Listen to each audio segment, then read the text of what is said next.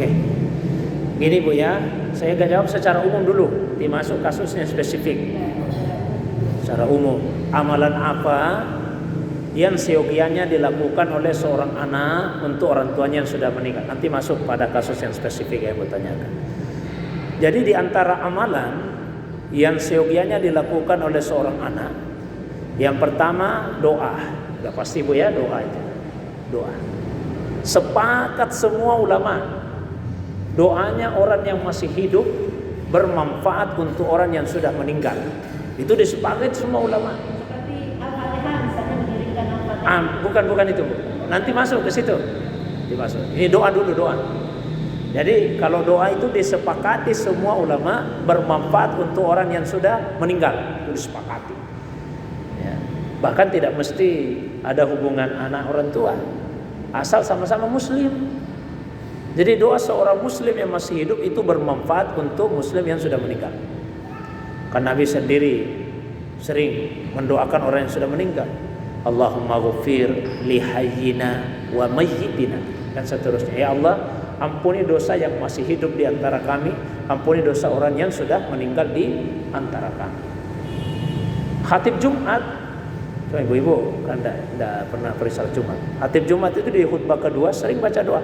Allahumma ghafir lil muslimina wal muslimat wal mu'minina wal mu'minat al ahya'i minhum wal amwat innaka sami'un qaribun mujibu da'awat ya qadiyal hajat. Ya Allah, ampunilah dosa semua orang Islam laki-laki perempuan. Ampuni dosa semua orang yang beriman laki-laki perempuan.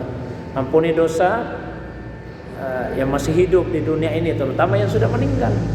Sesungguhnya Engkau Maha mendengar, Maha dekat, Maha mengabulkan doa, dan Maha memenuhi hajat. Jadi doa. Apalagi doanya anak. Di hadis secara khusus Nabi sebut, idza matal insan, kalau ada seorang anak manusia yang meninggal, inqata'a amalu, putus amalnya, illa min salas, kecuali dari 3 hal.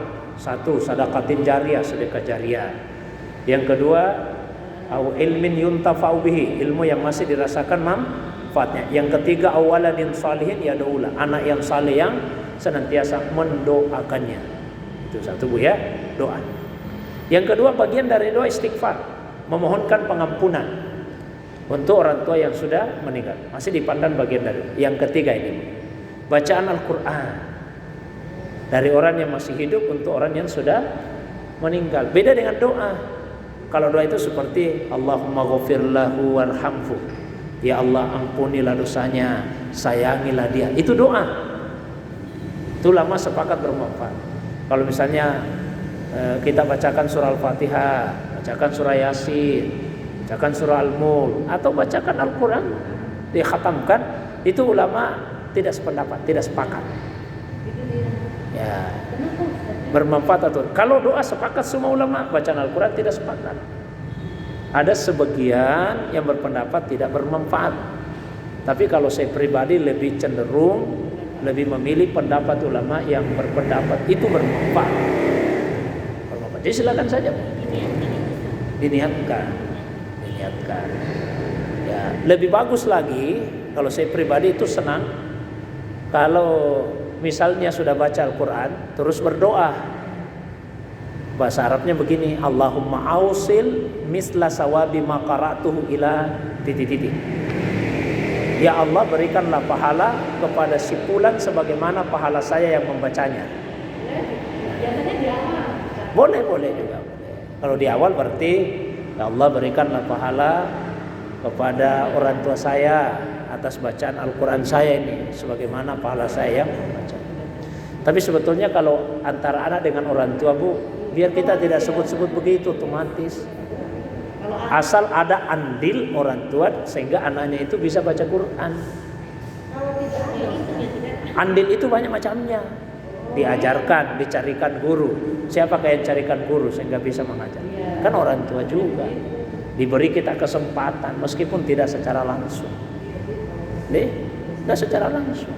Tapi begitu pun sebaliknya juga si anak yang maksiat atau melakukan kejahatan kan juga mungkin. Kalau ada andilnya orang tua. Jadi orang tua dalam yang sudah meninggal juga ikut Ya. merasakan sedihnya ya. Kalau ada andilnya, Jangan juga global, jangan juga dikatakan secara mutlak. Biasa ada yang mengatakan pokoknya setiap anak yang durhaka orang tuanya nanti ikut disiksa, ikut dihukum. Kalau begitu kasihan nanti Nabi Nuh, anaknya kafir kan? Gimana Nabi Nuhnya? Apa ikut juga dihukum? Tidak, karena beliau sudah maksimal dalam usahanya sebagai seorang orang tua. Sebagaimana biasa dia mengatakan pokoknya setiap istri durhaka, suaminya juga ikut dihukum. Kasihan kita ini yang suami. Masa istri yang durhaka kita yang dihukum? Tetapi kan andil. Kalau ada andil, kalau tidak ada andil. Iya, kalau suami yang menyebabkan. Makanya saya katakan jangan secara mutlak. Kalau misalnya pokoknya setiap semua istri yang durhaka, orang tua, suami pasti ikut dihukum. Bagaimana dengan Nabi Lut? Istrinya kan durhaka. Apa Nabi Lutnya juga mau ikut dihukum?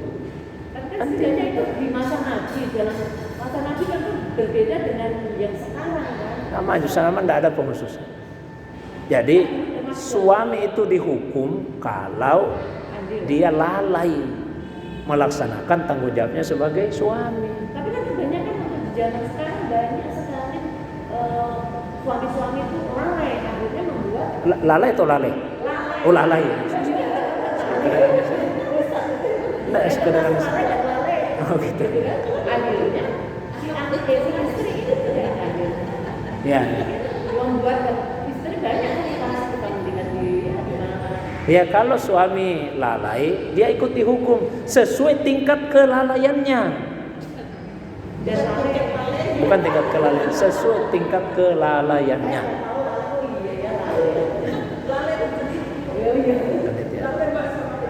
Sesuai tingkat kelalaiannya. Ya, misalnya, urusan itu kan sudah besar, masa diurusi lagi sudah besar begitu? Tidak bisa kan tanggung jawab suami terhadap istri. iya. Tapi istri juga bu, kalau dia lalai dari kewajibannya sebagai istri dihukum juga. Kan bukan cuma suami yang punya kewajiban, istri juga ada kewajibannya. Tapi kan kebanyakan banyak tuntutannya kepada si istri ya, banyak Seimbang. Al-Quran begitu. Walahunna mislu itu semisal, setara serupa. Walahunna mislul ladzi alaihinna. Istri itu punya kewajiban setara dengan haknya. Ada yang bilang ada ketemu suami yang urus sama istrinya. Ada? Tidak ada? Tidak ada suami yang urus sama istrinya, yang ada itu istri yang urus sama suaminya. Oh, gimana itu? Tidak ada suami yang berdosa kepada Yang menurut kepada istrinya. Istri tidak punya suami berdosa, bagaimana bisa? baik. Dan yang lain Bahasanya bukan begini bu. harus subjektif dan jelas. Maksudnya gini. Kalau kita katakan membangkang maksiat, itu kan dari yang bawah ke atas kan, membangkang. Kalau atas ke bawah bukan membangkang, bukan maksiat, tapi menzalimi namanya. Sama. Orang tua apa dikatakan? Orang tua durhaka sama anak? Tidak. Tapi orang tua zalim ke anak, menganiaya anak, sama-sama dosa bu. Orang tua juga berdosa, dosa karena kezalimannya. Tapi bagaimana dengan konteksnya itu? Sama juga, suami kalau dia zalim ke istri, ya dia berdosa karena dia zalim.